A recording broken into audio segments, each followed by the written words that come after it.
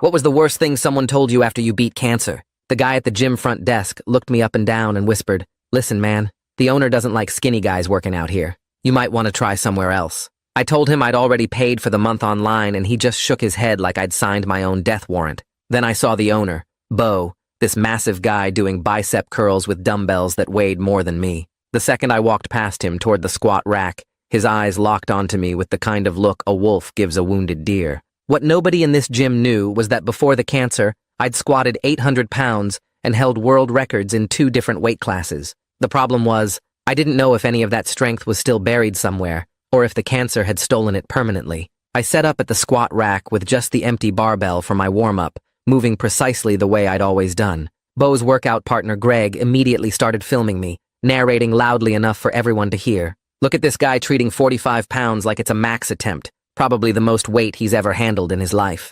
I kept my mouth shut and focused on my breathing, but I could feel Bo watching me from across the gym with increasing interest. When I added 1 plate per side, Bo walked over and stood directly behind me, close enough that I could feel his breath on my neck. "Little man, this is a serious gym for serious lifters. The Planet Fitness is 2 blocks down where they won't judge you for wasting everyone's time." He reached out and poked my exposed spine through my shirt mid-squat. I can count every bone in his back. This kid's built like a xylophone. The poke threw off my balance and I nearly dropped the bar, my face burning as people laughed. Bo's girlfriend wandered over and gasped when she saw me up close. "Oh my God, are you okay? Medically okay?" Bo grabbed my arm and lifted it, showing everyone how his fingers could wrap completely around my bicep with room to spare. "Feel this. It's like grabbing a chicken bone. This is what happens when gamers try to become athletes." More people gathered to watch as I moved to the bench press, and I could see Bo following me, his attention now fully focused on making an example out of me. Greg grabbed my gym bag and dumped everything onto the floor,